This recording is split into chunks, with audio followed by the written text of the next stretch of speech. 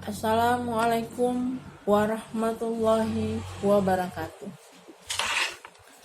Baiklah, dalam kesempatan ini saya akan memaparkan makalah saya yang berjudul Pemberdayaan dan Pendistribusian Zakat.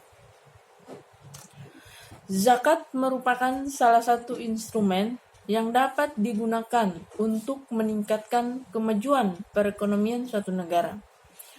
Di samping itu, zakat juga merupakan ibadah dan rukun Islam yang ketiga dari kelima rukun Islam yang bercorak sosial ekonomi. Karena dengan adanya zakat dapat mensejahterakan umat yang kurang mampu atau rakyat miskin.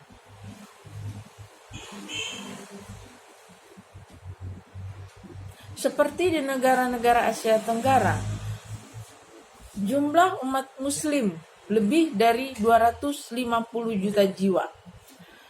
Dana zakat memiliki potensi dan prospek yang baik yang dapat digunakan untuk meningkatkan kesejahteraan umat Islam, terutama yang kurang mampu, dan zakat juga mempunyai tujuan untuk mengentaskan kemiskinan.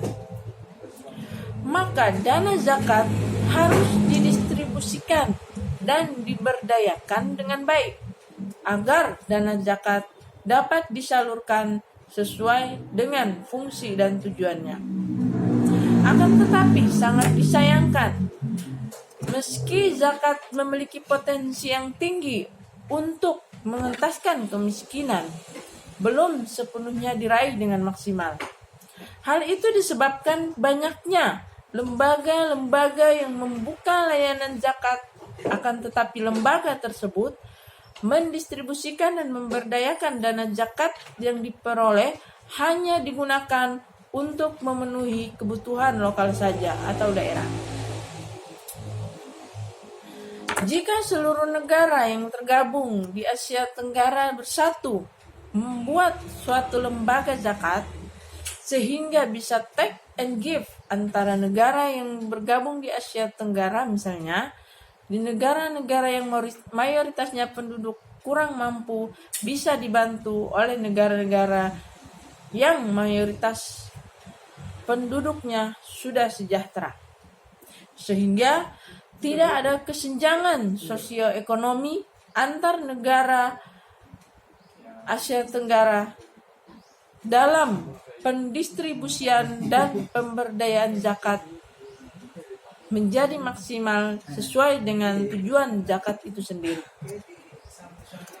Seperti diketahui, zakat adalah sejumlah harta yang harus dikeluarkan setelah mencari syarat tertentu yang diwajibkan oleh Allah untuk diberikan kepada orang yang berhak menerimanya dengan syarat tertentu pula. Dengan kata lain, zakat adalah bagian dari harta yang dimiliki yang wajib diberikan kepada orang yang berhak berdasarkan syarat dan ketentuan yang ada.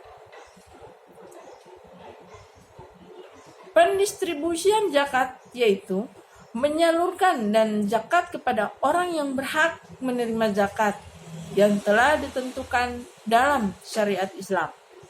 Dengan demikian dapat diartikan bahwa dana zakat disalurkan kepada penerima zakat secara konsumtif atau maupun produktif.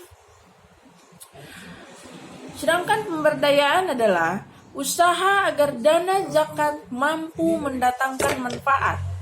Berarti dana zakat dapat digunakan untuk mendatangkan hasil dan manfaat dengan cara menyalurkan dana zakat kepada mustahik secara produktif dengan tujuan agar zakat mendatangkan manfaat dan merubah mustahik menjadi muzaki.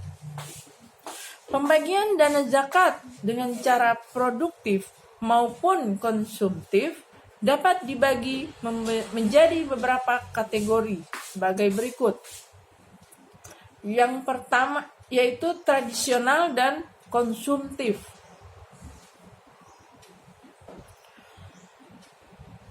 Pendaya gunaan zakat yang merupakan sasaran dari zakat yaitu diberikan kepada golongan-golongan yang berhak menerima zakat.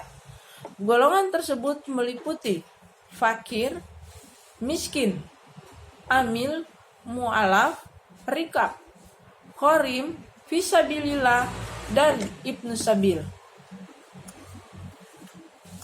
Di antara golongan-golongan yang diutamakan yaitu fakir dan miskin.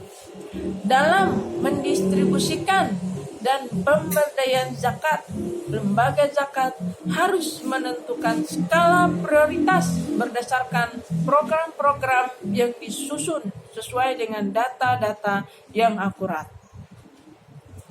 Sebagai contoh, di negara Asia Tenggara seperti Malaysia menggunakan pola distribusi yang terpusat, di mana lembaga-lembaga yang ada di daerah hanya bertugas sebagai penghimpun saja, dan dana yang sudah dikumpulkan ke lembaga yang bertugas mendistribusikan dana zakat.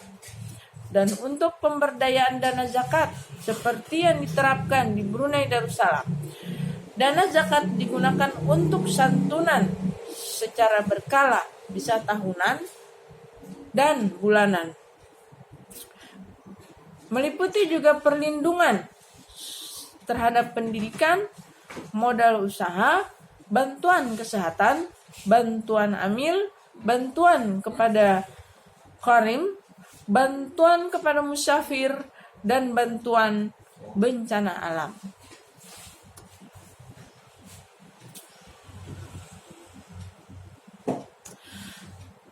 Yang terakhir adalah zakat merupakan kewajiban yang harus dikeluarkan dari sebagian harta yang dimiliki seluruh umat Islam yang memiliki harta berlebih.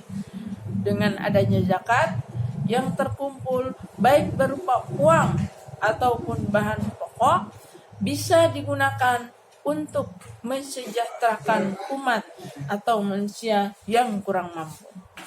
Demikian makalah saya. Semoga dengan pemaparan ini dapat memberikan kesadaran kepada kita untuk selalu bersedekah, amal baik kepada sesama manusia. Terima kasih. Wassalamualaikum warahmatullahi wabarakatuh.